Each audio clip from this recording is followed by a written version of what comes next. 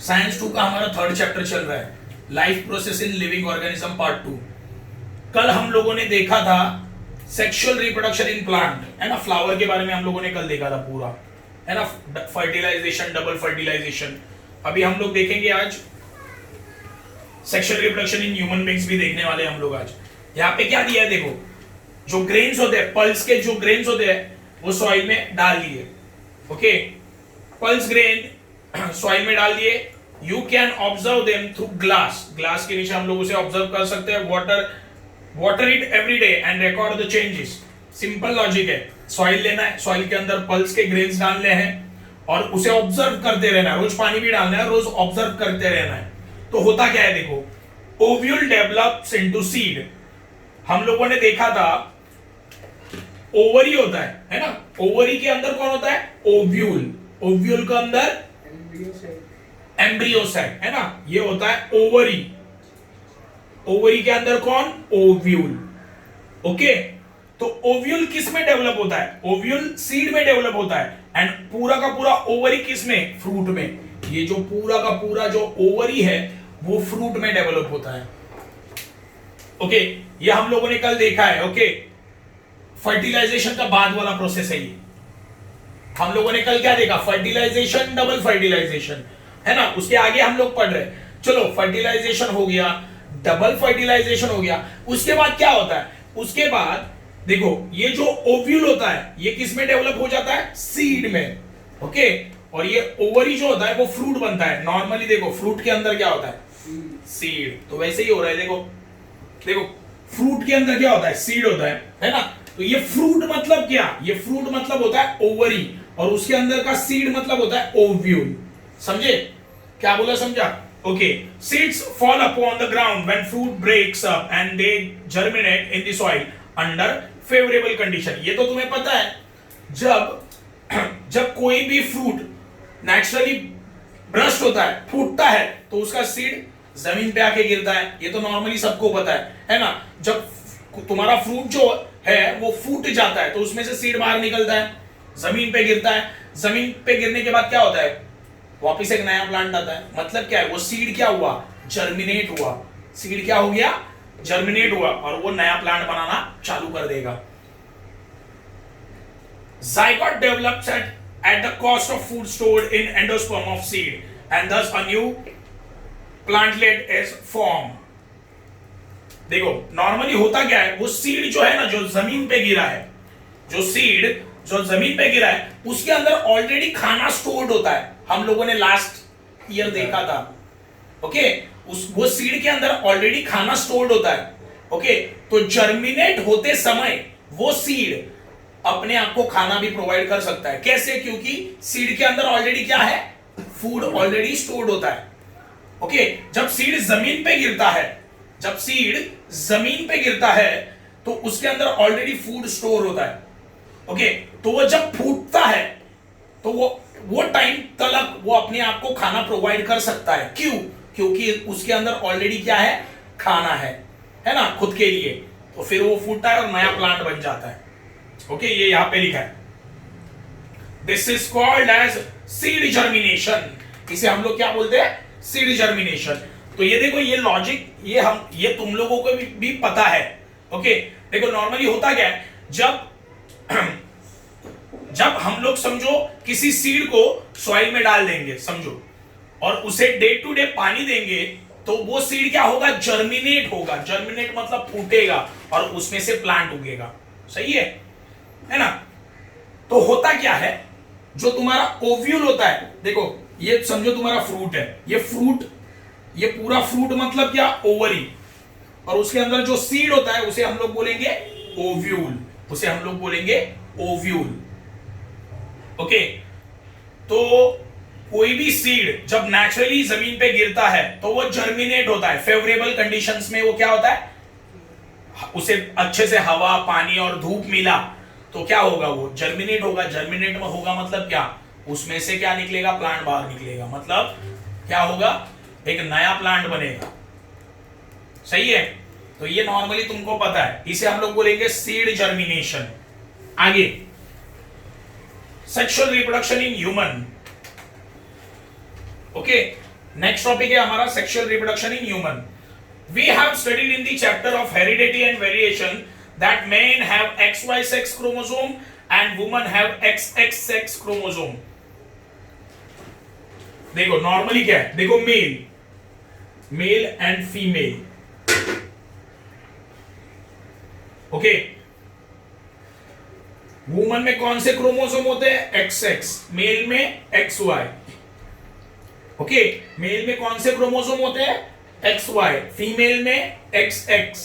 तो देखो जब मेल एंड फीमेल का क्रोमोसोम कंबाइन होता है तो इसमें से एक क्रोमोसोम आएगा. समझो X आया, मेल से कौन सा क्रोमोसोम आया? X क्रोमोसोम आया.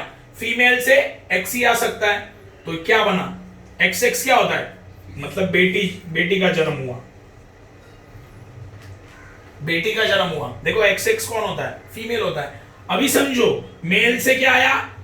फीमेल से समझो X आया और मेल से कौन आया? Y. तो क्या आया? मेल, मतलब बेटा जन्म हुआ. समझे क्या बोला? समझा? तो एक चीज हमेशा याद रखना, जो बच्चा पैदा होता है वो लड़की है या लड़का है, ये कौन डिसाइड कर रहा है? मेल पार्टनर डिसाइड कर रहा है. क्यों? देखो फीमेल से तो एक ही चीज आने वाली है, X. सिंपल. फीमेल से कौन आएगी? X ही आएगा. बराबर. कौन सा क्रोमोसोम आएगा? फीमेल. ऑप्शन ही नहीं है, X ही आएगा. लेकिन मेल से अगर X आया तो लड़की होगी और मेल से अगर Y आया तो लड़का. इसका मतलब है जेंडर कौन डिसाइड कर रहा है? बच्चे का जेंडर कौन डिसाइड कर रहा है? Male partner. ये याद रखना है. Human male reproductive system. देखो ये सारे के सारे नाम बहुत ज्यादा डिफिकल्ट है और ये डायग्राम भी आता है. ओके, तो human male reproductive system. Male reproductive system of human consist of testis. देखो लोकेशन वाइज देखना पड़ेगा. टेस्टिस, देखो ये टेस्टिस है, ये है testis. Okay, various ducts and glands. देखो ये बहुत सारे वायर जैसा लग रहा है ना, ट्यूब्स. ये जो ट्यूब्स है इन्हें बोलेंगे डक्ट एंड ग्लैंड. देखो डक्ट मतलब जिसमें कुछ ना कुछ तो स्टोर होता है, उसे बोला जाता है डक्ट. एक बड़ा सा चीज है ना, एक राउंडेड चीज या कोई भी ऐसी चीज जिसमें कुछ ना कुछ स्टोर होता है, उसे बोलेंगे डक्ट. ओके, फॉर एग्जांपल जमीन पे एक बहुत बड़ा गड्ढा है तो उसे हम लोग डक्ट बोल सकते हैं. ओके, एक ऐसा स्पेस जिसमें कुछ ना कुछ स्टोर हो सकता है. तो देखो यहां पे इजैक्युलेटरी डक्ट लिखा है ये. ओके, तो ये एक डक्ट है जिसमें कुछ ना कुछ स्टोर हो सकता है. एंड क्या लिखा है? ग्लैंड्स. ओके, तो ग्लैंड्स ऐसी चीज होती है जो पर्टिकुलर लिक्विड तैयार करती रहती है. मतलब हमारे हार्मोन्स तैयार करेगी. ओके, हमारे बॉडी में लिक्विड फॉर्म में ग्लैंड्स कुछ ना कुछ तैयार करते रहते हैं. अभी वो क्या है वो आगे देखेंगे. ओके, फॉर एग्जांपल देखो यहां पे क्या लिखा है, क्या क्या होता है मेल रिप्रोडक्टिव सिस्टम में. क्या क्या है? टेस्टिस होता है, various ducts and glands. Okay, duct मतलब क्या? एक ऐसी जगह जहां पे कुछ ना कुछ स्टोर हो सकता है. देखो यहां पे लिखा है डक्ट है, इजैक्युलेटरी डक्ट, ये वाला. ओके, आगे लिखा है ग्लैंड्स. ग्लैंड्स ऐसी चीज होती है बॉडी के अंदर जो एक लिक्विड, एक पर्टिकुलर लिक्विड तैयार करती रहती है. ओके, फॉर एग्जांपल देखो सिंपल लॉजिक है. हमारी बॉडी में खाना सारे बॉडी पार्ट में फ्लो होता है. सही है. तुम लोगों ने कभी सोचा कि ब्लड में वो मिक्स होता है? ब्लड में मिक्स होने के लिए किसी ना किसी लिक्विड की तो जरूरत होगी. सही, दिमाग लगाओ. जैसे के तैसे खाना ब्लड में जाता है क्या? नहीं, पूरा डाइजेस्ट होता है. उसमें से क्या निकलता है? जूस निकलता है खाने का और वो ब्लड में मिक्स होता है. तो लॉजिक लगाओ, तुम लोग घर में भी जूस बनाते हो तो थोड़ा बहुत पानी तो डालते हो, है ना? वैसे ही खाने में से जब उसका जूस निकाला जाता है तो थोड़ा पानी बॉडी उसे देती है, एक पर्टिकुलर लिक्विड देती है. वो कौन तैयार करता है? ग्लैंड्स. एक एग्जांपल दिया, ये मैंने एक एग्जांपल दिया तुम्हें. ओके, तो ग्लैंड का काम क्या है? एक पर्टिकुलर लिक्विड बनाना. ये याद रख लो, सिंपल, तो दिमाग में रहेगा. तो तुम्हारा मेल रिप्रोडक्टिव सिस्टम में क्या क्या है? टेस्टिस होता है, ये दो टेस्टिस है. देखो ये लेफ्ट साइड में, ये राइट साइड में. ओके, उसके बाद डक्ट. डक्ट मतलब क्या? एक पाथ, ऐसा भी पकड़ सकते हो, एक ऐसा पाथ जिसमें कुछ ना कुछ स्टोर हो सकता है। ओके, देखो एक बात बोलता हूं, तुम्हारी गटर लाइन एक तरह का डक्ट हो गया, जिसमें से तुम्हारे घर का कचरा जमीन के अंदर जाता है। सही है? क्या बोला समझा? डक्ट क्या होता है? एक ऐसा पाथ जिसके थ्रू कुछ ना कुछ मटेरियल क्या होता है, फ्लो करता है या उसमें स्टोर हो सकता है, उसे बोलेंगे डक्ट। तो हमारी बॉडी में भी होता है डक्ट। ओके, क्या क्या होता है? टेस्टिस होता है, डक्ट होती है, और ग्लैंड्स क्या करता है? कुछ ना कुछ लिक्विड बनाते रहते हैं। आगे, testis are present in the scrotum outside the abdomen cavity. देखो ये एक थैली है, उसे स्क्रोटम बोला गया है। सारे मेल पार्ट में होता है, सारे लड़कों में या सारे मेल्स में होता है ये। ओके, स्क्रोट ऐसे होता है, ये हुआ स्क्रोटम, शेप उसका ऐसे होता है। उसके अंदर टेस्टिस, नॉर्मली देखो ऐसे होता है वो, और इसके अंदर होते हैं टेस्टिस। ओके, ये स्क्रोटम है, इसके अंदर टेस्टिस। देखो यहां पे ये स्क्रोटम है, ये पोर्शन को बोला गया है स्क्रोटम, और उसके अंदर क्या है? टेस्टिस है। देखो, testis are present in the scrotum outside the abdominal cavity. देखो, एब्डोमिनल कैविटी मतलब तुम्हारे पेट के नीचे के साइड में, तुम्हारे पेट, ये हुआ तुम्हारा एब्डोमिनल कैविटी। ओके, पेट के नीचे के साइड में और बाहर की तरफ सबको मेल का ये इंपॉर्टेंट बॉडी पार्ट है, समझे? तो सिंपल है। तो मुझे अब तक क्या समझा? ये जो टेस्टिस है, ये जो दो टेस्टिस है तो दो स्क्रोटम है। देखो यहाँ पे दो स्क्रोटम है। ओके, और ये पूरा स्ट्रक्चर, ये पूरा का पूरा स्ट्रक्चर कहां पे है? हमारे पेट के नीचे और बाहर, अंदर के साइड में नहीं होता, ये बॉडी के बाहर होता है, हमारे ये बॉडी के बाहर होता है। इसीलिए यहां पे लिखा है outside the abdominal cavity. Abdominal cavity मतलब तुम्हारा पेट के नीचे के साइड और बॉडी के बाहर। समझे इसका मीनिंग क्या है? समझा? अज्यूम करो, क्या किसका बात चल रहा है, अज्यूम करो, तुम लोगों को ऑटोमेटिकली समझ में आ जाएगा। ओके, तो स्क्रोटम किसे बोलते हैं? समझा? स्क्रोटम ऐसी चीज होती है जो अपने टेस्टिस को प्रोटेक्ट करती है। ये जो टेस्टिस है उसे प्रोटेक्ट कौन करता है? ये स्क्रोटम करता है। समझे? ये स्क्रोटम के अंदर होती है टेस्टिस। टेस्टिस का लोकेशन क्या है? बिलो द एब्डोमिनल कैविटी, मतलब पेट के नीचे। एब्डोमिनल कैविटी मतलब हमारे पेट के नीचे और बॉडी के बाहर होता है। ये जो स्ट्रक्चर होता है ना, ये हमारे बॉडी के बाहर के साइड होता है ना, नीचे बाहर के साइड होता है वो। आगे, testis contain numerous seminiferous tubules. देखो, टेस्टिस के अंदर बहुत सारे ट्यूब्यूल्स होते हैं, ट्यूब जैसा स्ट्रक्चर। देखो, ये टेस्टिस है, ये ट्यूब निकला, देखो ये टेस्टिस है, ट्यूब निकला, देखो, है ना, ये ट्यूब जैसे स्ट्रक्चर होते हैं उसमें। Testis contain numerous seminiferous tubules. देखो ये टेस्टिस में से बहुत सारे ट्यूब्स बाहर निकले हैं। Okay, germinal epithelium present in the tubule divided by meiosis to produce sperms. देखो क्या लिखा है? Germinal epithelium present in the tubules. वो ट्यूब्स के अंदर क्या प्रेजेंट होता है? ये ट्यूब्स के अंदर क्या प्रेजेंट है?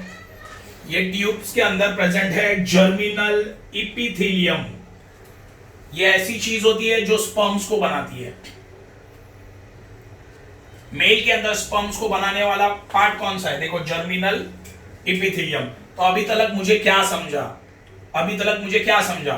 स्टार्टिंग से देखते हैं। देखो हमारा मेल रिप्रोडक्टिव सिस्टम जो होता है उसके अंदर क्या क्या होता है? टेस्टिस होती है, डक्ट मतलब एक ऐसा ट्रैक, एक ऐसा पाइपलाइन जिसमें से कोई भी चीज क्या हो सकती है? फ्लो हो सकती है या स्टोर हो सकती है। एग्जाम्पल, हमारे घर से गटर का पाइपलाइन निकलता है, सही है, बिल्डिंग में होता ही है ना, वो एक तरह का डक्ट है जिसमें से कचरा पूरा बाहर निकलता है।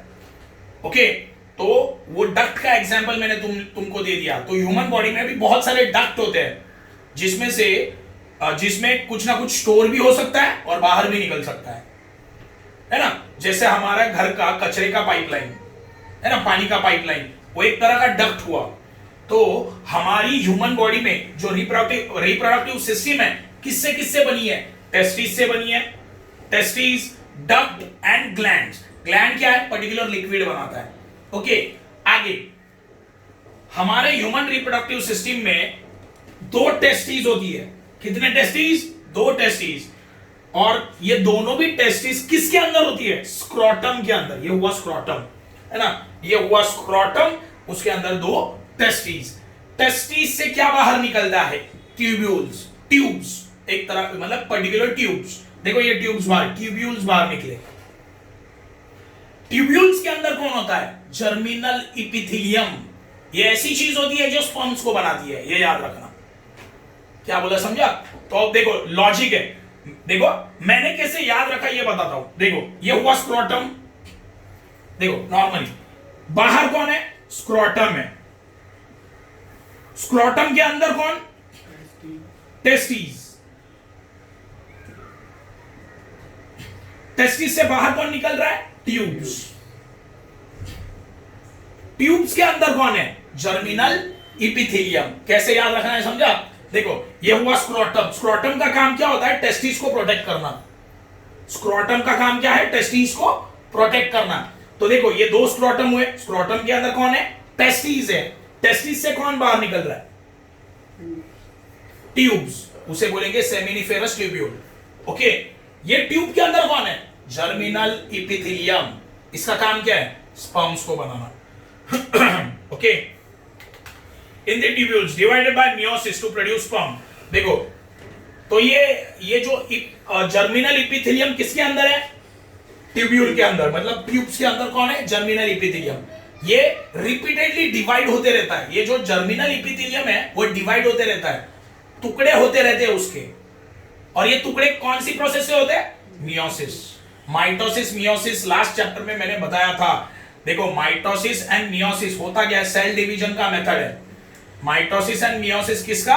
सेल को डिवाइड करने वाला मेथड है। तो सिंपल लॉजिक ये याद रखना है मुझे कि हाँ, स्क्रोटम के अंदर 2 टेस्टिस। टेस्टिस से कौन बाहर निकाल रहे हैं? ट्यूब्स। ट्यूब्स के अंदर कौन? Germinal epithelium. वो जर्मिनल इपिथेलियम क्या होते रहता है? डिवाइड होते रहता है। कौन से प्रोसेस से? मियोसिस से। और क्या तैयार होता है? Sperm. Those sperms are sent forward through the various tubules। देखो ये जो स्पर्म है बहुत सारे ट्यूब्स में से फ्लो होने लगता है। ये जो सही है ना, हमारा जो स्पर्म है बहुत सारे ट्यूब्स में से फ्लो होना चालू कर देता है। Sequence of those tubules is as, देखो रेटेडेसिस, वास एफरेंस, एपिडर्मिस। देखो टेस्टिस, फिर देखो उसका फ्लो दिया है, कैसे फ्लो कर रहा है वो दिया है। देखो पहले कहां पे जाता है? टेस्टिस, टेस्टिस में होता है वो। उसके बाद वास एफरेंस। वास एफरेंस किधर है? देखो यहां पे लिखा है। ओके, पहले टेस्टिस में, फिर कहां पे? यहां पे आया वो स्पर्म, यहां पे आया। देखो टेस्टिस से किधर? वास एफरेंस के पास। उसके बाद कहां पे जाएगा वो? एपिडर्मिस। देखो एपिडर्मिस। उसके बाद वास डेफरेंस। ओके, ध्यान दो। इजैकुलेटरी डक्ट यहां पे आएगा। फिर इसका फ्लो देखो कैसे दिया है। Sequence of those tubules is as testis. Okay, देखो यहां पे टेस्टिस, टेस्टिस के बाद किधर? वास एफरेंस। ओके, इसमें वास एफरेंस दिया नहीं है। ओके, इसमें वास एफरेंस नहीं दिया है। फिर वास डेफरेंस के पास जाता है, फिर इजैकुलेटरी डक्ट। मतलब सिंपल एक लॉजिक बोलता हूं। देखो पहले होता किधर है? टेस्टिस में होता है। ओके, फिर कहां पे? एपिडर्मिस में। फिर किधर? Vas deferens. फिर यहां पे इजैकुलेटरी डक्ट। देखो कैसे फ्लो हो रहा है। स्पर्म कहां से कहां जा रहा है? देखो इसका सीक्वेंस दिया है। पहले टेस्टिस में, ओके, टेस्टिस से किधर? वास डेफरेंस, सॉरी एपिडर्मिस के पास। देखो फ्लो कैसे हो रहा है। देखो इसके पास जाएगा वो, एपिडर्मिस के पास। टेस्टिस से एपिडर्मिस के पास। देखो टेस्टिस से एपिडर्मिस के पास। एपिडर्मिस से किधर जाएगा वो? वास डेफरेंस के पास। और वास डेफरेंस से इजैकुलेटरी डक्ट यहां पे आएगा। समझे? मतलब हमारा जो स्पर्म है, मेल पार्ट का जो स्पर्म है, वो कैसे फ्लो हो रहा है? पहले टेस्टिस, फिर एपिडर्मिस। आप देखो ये टेस्टिस में होता है, फिर कहां पे आया? यहां पे आया, फिर यहां से निकल के कहां पे गया? वास डिफरेंस के पास, मतलब यहां पे आया। ओके, इसके बाद में वो कहां पे गया? यहां पे इजैकुलेटरी डक्ट में। देखो यहां से यहां से फिर वो वास डिफरेंस के पास, फिर वो इजैकुलेटरी डक्ट। ओके, ये डायग्राम से हम लोग याद रख सकते हैं कि स्पर्म कैसे ट्रैवल कर रहा है। ओके, एंड यूरिनोजेनेटिकल डक्ट, ये जो तुम्हारा डक्ट है ना, ये पेनिस, इसे बोलेंगे यूरिनोजेनेटिकल डक्ट। मतलब क्या? यूरिनोजेनेटिकल मतलब जिसमें से यूरिन बाहर निकलता है, उसे हम लोग बोलेंगे पेनिस। मेल पार्ट है ये। ओके, इसे हम लोग बोलेंगे पेनिस। तो ये स्पर्म कहां पे आता है? ये डक्ट में आता है, हमारे पेनिस में आ जाता है। ये जो अंदर का डक्ट है ना, ये पेनिस है ना, ये पेनिस, ये पेनिस है। ओके, ये पेनिस के अंदर एक ट्यूब होता है। पेनिस के अंदर कौन होता है? एक ट्यूब होता है, उसे बोलते हैं यूरिनोजेनेटिकल डक्ट। ये मेल का पार्ट है पेनिस। पेनिस के अंदर क्या होता है? एक ट्यूब होता है, उसे हम लोग बोलेंगे यूरिनोजेनेटिकल डक्ट। यूरिनोजेनेटिकल क्यों? क्योंकि उसमें से यूरिन बाहर निकलता है ना, उसमें से यूरिन बाहर निकलता है, इसीलिए उसे बोला गया है यूरिनोजेनेटिकल डक्ट। तो ये जो स्पर्म है एट द एंड हमारे पेनिस में आ जाता है। पेनिस में किधर? ये डक्ट में, ये पाइपलाइन में। हमारे पेनिस के अंदर एक पाइपलाइन होता है, उसे बोलेंगे यूरिनोजेनेटिकल डक्ट। उसके अंदर स्पर्म आ जाता है और उसके थ्रू वो बाहर निकल जाता है। तो हम लोगों ने देखो पहले क्या, अभी क्या देखा? हमारे टेस्टिस में स्पर्म होते हैं। ओके, टेस्टिस से वो किधर जाता है? एपिडर्मिस के पास, यहाँ पे एपिडर्मिस के पास। यहां से निकल के किधर जाता है? वास डिफरेंस के पास। वास डिफरेंस से किधर गया वो? Ejaculatory duct. ये जो इजैकुलेटरी डक्ट है ना, यहां पे आ गया। और यहां से किधर जाएगा? ये अपने पेनिस के अंदर एक ट्यूब है, पाइपलाइन है, उसे बोलेंगे यूरिनोजेनेटिकल डक्ट। इसमें आ जाता है स्पर्म और वो बाहर निकलता है। समझे? तो ये यहां पे दिया है, sperm are pushed forward from one duct to next. They become matured and also able to fertilize the ovum. देखो हम लोगों ने अभी क्या देखा? हम लोगों ने देखो लॉजिकली, टेस्टिस से स्पर्म किधर गया? एपिडर्मिस के पास। देखो ये टेस्टिस है, इसके पास एपिडर्मिस के पास तुम्हारा स्पर्म गया। ओके, मतलब एक डक्ट से दूसरे डक्ट में आया है ना, एक पाइपलाइन से दूसरे पाइपलाइन में आया, उसके बाद वो कहां पे गया? वास डिफरेंस के पास गया, मतलब अभी वो नेक्स्ट पाइपलाइन में आ गया, फिर उसके बाद किधर गया? वो इजैकुलेटरी डक्ट में गया, है ना। तो ये ट्रैवल करते वक्त स्पर्म क्या होता है? मैच्योर्ड हो जाता है। क्या होता है? मैच्योर्ड। जब वो मैच्योर्ड होता है ना, तब वो ओव्यूम को फर्टिलाइज कर सकता है। देखो ओव्यूम फीमेल पार्ट होता है, देखो याद रखना, मेल में स्पर्म्स होते हैं, मेल में क्या होता है? स्पर्म्स, एंड फीमेल्स में एग्स। ओव्यूम बोलते हैं उसे, क्या बोलते हैं? जब स्पर्म ओव्यूम को मिलता है ना, तब एम्ब्रियो, जाइगोट तैयार होता है, या एम्ब्रियो मतलब बच्चा तैयार। इन शॉर्ट, मेल का स्पर्म एंड फीमेल का ओव्यूम मतलब एक तरह का अंडा, जब ये दोनों कंबाइन होते हैं ना, तो फर्टिलाइजेशन होता है। क्या होता है? फर्टिलाइज, मतलब एक बच्चा तैयार होना चालू होता है। समझे? देखो लॉजिकली, एक लॉजिकल चीज मैं तुम लोगों को बताता हूं। देखो बचपन में शादी क्यों नहीं की जाती? क्यों? क्योंकि बचपन में जो मेल एंड फीमेल होती है, लड़का लड़की जो होती है, उनका जो मेल का जो स्पर्म है एंड फीमेल का ओव्यूम, वो मैच्योर्ड नहीं होते, तो बच्चा पैदा नहीं हो सकता। ओके, मेल का तो मतलब बच्चों का तो, लड़कों का तो ऑलमोस्ट वही होता है कि मैच्योर्ड नहीं होते वो लोग, उनका जो स्पर्म होता है वो मैच्योर्ड नहीं होता है, तो वो बच्चा पैदा नहीं कर सकते। जब बच्चे बड़े होते हैं तभी शादी की जाती है। इसका रीजन, साइंटिफिक रीजन ये भी है कि तब मेल का स्पर्म एंड फीमेल का ओव्यूम दोनों भी मैच्योर्ड होते हैं, तो बच्चा पैदा हो सकता है। इसीलिए वो शादी करने के लिए एज डिफाइन किया है गवर्नमेंट ने हमारी, है ना। तो सेम ऐसे ही है, जब स्पर्म देखो टेस्टिस से एपिडर्मिस में जाता है, एपिडर्मिस से वास डेफरेंस में जाता है, वास डेफरेंस से किधर? इजैकुलेटरी ग्लैंड में, उसके बाद किधर जा रहा है? ये पेनिस के अंदर पाइपलाइन है, उसके अंदर मतलब यूरिनोजेनेटिकल डक्ट में जाता है स्पर्म। ओके, यहां तक तो क्लियर है। स्पर्म क्या होता है? धीरे धीरे मैच्योर्ड होता है। स्पर्म क्या होता है? धीरे धीरे मैच्योर्ड होता है। स्पर्म धीरे धीरे मैच्योर्ड होता है और वो क्या कर सकता है? फिर फीमेल में क्या होता है? ओव्यूम, उसको वो क्या कर सकता है? फर्टिलाइज कर सकता है। ओके, मतलब मेल का स्पर्म फीमेल के ओव्यूम के साथ कंबाइन हो सकता है और फर्टिलाइज मतलब बच्चा बना सकता है। समझे? उसे बोलेंगे फर्टिलाइजेशन। मतलब क्या है? मेल स्पर्म जब मैच्योर्ड होगा तब वो फीमेल के ओव्यूम के साथ मिल जाएगा। ओके, शादी के बाद। ओके, तो फर्टिलाइजेशन होगा मतलब बच्चा पैदा हो सकता है। आगे, seminal vesicles secrete their secretion in the ejaculatory duct, whereas prostate glands and Copper's glands secrete their secretion in urinogenital duct. देखो क्या लिखा है? seminal vesicles secrete their secretion। देखो याद रखना, देखो ये seminal vesicles है। देखो ये seminal vesicles है। इसका काम है एक तरह का फ्लूइड बनाना, एक तरह का लिक्विड बनाना। देखो ये सेमिनल वेसिकल क्या करता है? देखो ये सेमिनल वेसिकल कहां पे? देखो यहाँ पे ये एक तरह का फ्लूइड बनाता है, एक लिक्विड जैसा आइटम बना देता है। और किस में डाल देता है? इजैकुलेटरी ग्लैंड में, इजैकुलेटरी डक्ट में, यहां पे डाल देता है। ओके, क्या होता है? देखो सेमिनल वेसिकल्स क्या करता है? एक तरह का लिक्विड या फ्लूइड बनाता है और किस में डाल देता है? इजैकुलेटरी डक्ट में डाल देता है। आगे,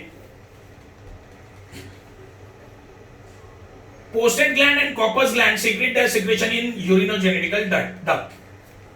देखो prostate gland, देखो अभी यहां पे देखो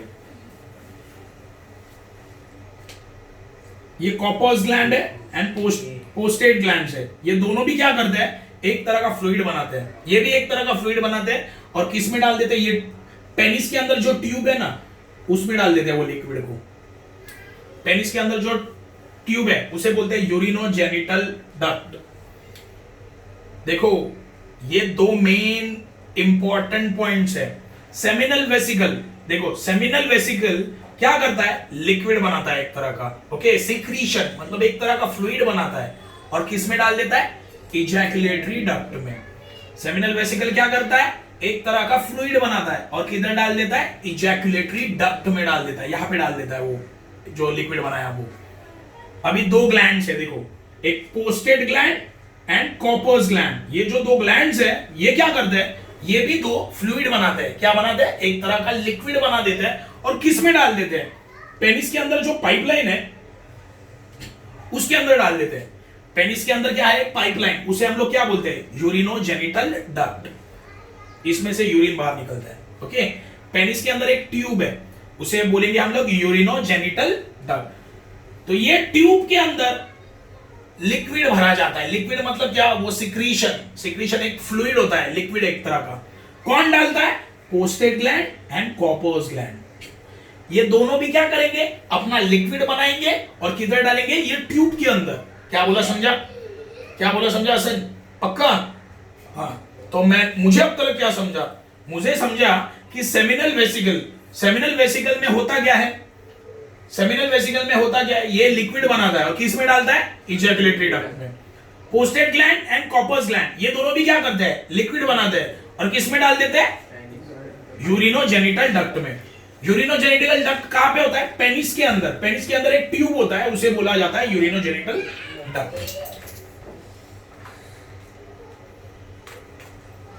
Semen is form of sperms and secretion of all these glands। देखो अभी होता क्या है?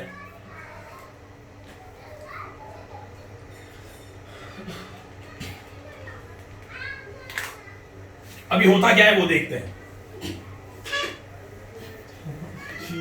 देखो मैं बोलता हूं वो ध्यान दो। अभी देखो हम लोगों ने देखा था कि स्पर्म कैसे ट्रैवल करता है। पहले टेस्टिस में होता है, फिर एपिडर्मिस में जाता है और यहां से कहां पे गया? वो वैस डिफरेंस में गया। वैस डिफरेंस से कहां पे गया? वो इजैकुलेटरी डक्ट में। मतलब यहां पे अभी कौन है? स्पर्म्स। यहां पे स्पर्म्स है ना। ध्यान दो, देखो स्पर्म्स कहां से, टेस्टिस से कहा गया एपिडर्मिस में, एपिडर्मिस में से कहां पे गया, वास डेफरेंस से। ओके, यहां से कहां पे ट्रैवल होगा वो, इजैकुलेटरी डक्ट में। अभी ये डक्ट में कौन है, स्पर्म्स है। अभी क्या होगा, सेमिनल वेसिकल क्या करेगा, अपना फ्लूइड बनाएगा, एक लिक्विड बनाएगा और किस में डाल देगा, इजैकुलेटरी डक्ट में। ऑलरेडी इजैकुलेटरी डक्ट में कौन प्रेजेंट है, स्पर्म्स। स्पर्म्स किसके साथ मिक्स होंगे, वो लिक्विड के साथ। क्या बोला, समझा? सेमिनल वेसिकल क्या करता है, एक तरह का लिक्विड बनाता है और किस में डाल देता है, इजैकुलेटरी डक्ट में ही डाल देता है। ओके, सही है। ऑलरेडी इजैकुलेटरी डक्ट में कौन प्रेजेंट है, स्पर्म्स प्रेजेंट है। तो ये स्पर्म्स प्लस इसने जो फ्लूइड डाला वो है ना, तो दोनों मिक्स हो गए, वो लिक्विड और स्पर्म्स मिक्स हो गए। अभी वो ट्रैवल करके किस में आएंगे, ये स्पर्म, वो जो पूरा लिक्विड बन गया ना, स्पर्म किसके साथ मिक्स होगा, वो लिक्विड के साथ। और कहां पे ट्रैवल करेगा, पेनिस के अंदर, है ना। ये पेनिस के अंदर आया कि कहां पे आया, यूरिनोजेनिटिकल ट्यूब में, यहां पे आ गया वो। यहां पे भी लिक्विड प्रेजेंट है। कैसे, prostate gland and Cowper's gland क्या करते हैं, अपना लिक्विड बनाते हैं और कहां पे डाल देते हैं, ये ट्यूब में डाल देते हैं। तो ये जो स्पर्म प्लस ये लिक्विड है ना, कहां पे आएगा, यहां पे आएगा। और यहां पे ऑलरेडी एक लिक्विड प्रेजेंट है, उसमें क्या हो जाएगा, मिक्स हो जाएगा और तैयार होगा सीमेंस। क्या तैयार होगा, सीमेंस। तो इसीलिए स्पर्म्स जो होते हैं ना, वो लिक्विड की तरह, उसके अंदर पानी होता है, मतलब हमें लिक्विड की तरह दिखता है। स्पर्म हमें लिक्विड की तरह दिखता है, व्हाइट कलर का होता है लेकिन लिक्विड की तरह, उसमें पानी का कंटेंट हमें लगता है, वो पानी नहीं होता। ये लोगों ने जो फ्लूइड बनाया होता है ना, वो मिक्स होता है स्पर्म के साथ। ओके, मतलब मुझे क्या बोलना है, देखो सिंपल लॉजिक है। ऑलरेडी ये इजैकुलेटरी डक्ट में कौन प्रेजेंट है, स्पर्म्स। ओके, सेमिनल वेसिकल्स में ये डक्ट में क्या डाल दिया, फ्लूइड। ओके, फ्लूइड डाल दिया, तो ये फ्लूइड प्लस स्पर्म्स ये तैयार हो गया, है ना। सेमिनल वेसिकल्स ने क्या डाला, इसमें फ्लूइड डाल दिया। ऑलरेडी ये इजैकुलेटरी डक्ट में कौन प्रेजेंट है, स्पर्म्स प्रेजेंट है। ओके, ट्रैवल करके आया यहां से, ये मिक्स हो गया, है ना। हाँ, prostate gland and Cowper's gland, prostate gland and Cowper's gland क्या करते हैं, ये भी फ्लूइड बनाते हैं और किस में डाल देते हैं, ये ट्यूब में डाल देते हैं। सही है। अब ये फ्लूइड प्लस स्पर्म कहां पे आएंगे, यहां पे ये ट्यूब में आना को आएंगे। ये ट्यूब है ना, यूरिनोजेनिटिकल डक्ट, ये ट्यूब में कौन आएगा, ये फ्लूइड प्लस स्पर्म, ये आएंगे और ये फ्लूइड के साथ मिक्स हो जाएंगे। समझे? तो जो चीज तैयार होगी उसे बोलेंगे सीमेंस, उसे क्या बोलेंगे, सीमेंस। और वो पेनिस के थ्रू इजेक्ट हो जाता है, बाहर निकल जाता है। समझे? अब ये फ्लूइड क्यों डालते हैं मालूम है, क्योंकि स्पर्म्स इजीली ट्रैवल कर सके, मतलब सरक सके आगे। समझे? तो मतलब देखो सिंपल लॉजिक है, यहाँ पे बहुत सारी चीजें हो रही है। पहले स्पर्म क्या होता है, स्पर्म टेस्टिस से इजैकुलेटरी डक्ट में ट्रैवल करता है, यहां पे आ गया तो यहां पे वो रुक जाएगा, स्पर्म रुकेगा। सेमिनल वेसिकल क्या करेगा, एक तरह का लिक्विड बनाएगा और किस में डाल देगा, इसमें। तो यहाँ पे फ्लूइड प्लस ये स्पर्म मिक्स होगा, पूरा अच्छे से मिक्स हो गया। फिर prostate gland and Cowper's gland ये क्या करेंगे, वापस फ्लूइड बनाएंगे, किस में डाल देंगे, ये अपने पेनिस के अंदर जो ट्यूब है ना उसमें डाल देंगे। यूरिनोजेनिटल डक्ट बोलते हैं इसे, ये ट्यूब को। तो यहाँ पे अभी फ्लूइड है, तो ये ऊपर फ्लूइड प्लस स्पर्म है ना, ये ट्रैवल करेंगे और ये ट्यूब में आएंगे और ऑलरेडी यहाँ पे एक फ्लूइड है, मिक्स हो जाएंगे और क्या बनेगा, सीमेंस। वो सीमेंस किसके थ्रू बाहर निकलेगा, पेनिस के थ्रू। आगे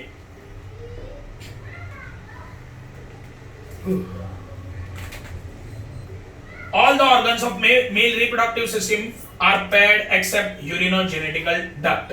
देखो prostate gland and penis and scrotum, देखो जो मेल में रिप्रोडक्टिव सिस्टम होती है ना, उसमें बहुत सारी चीजें पैर में होती है, मतलब दो दो होती है। फॉर एग्जांपल देखो स्क्रोटम कितने हैं, स्क्रोटम कितने हैं, दो है। टेस्टिस कितने हैं, दो है। ये वैस डेफरेंस, देखो ये जो पाइपलाइन है उसे बोलेंगे वैस डेफरेंस, ये पाइपलाइन दो है। सही है, सही है ना। लेकिन सिंगल सिंगल क्या होता है, सिंगल सिंगल है पेनिस, देखो ये पेनिस सिंगल है, ये उसके अंदर जो ट्यूब है वो भी सिंगल है ना। तो मेल रिप्रोडक्टिव सिस्टम में बहुत सारी चीजें पैर में होती है, जोड़ी में, है ना। दो तुम्हारा दो टेस्टिस, दो स्क्रोटम, है ना, सिंगल सिंगल क्या है, पेनिस, ट्यूब, ऐसे वहां पे लास्ट में लिखा है। ये तुम्हारा हो गया पूरा मेल रिप्रोडक्टिव सिस्टम। ओके।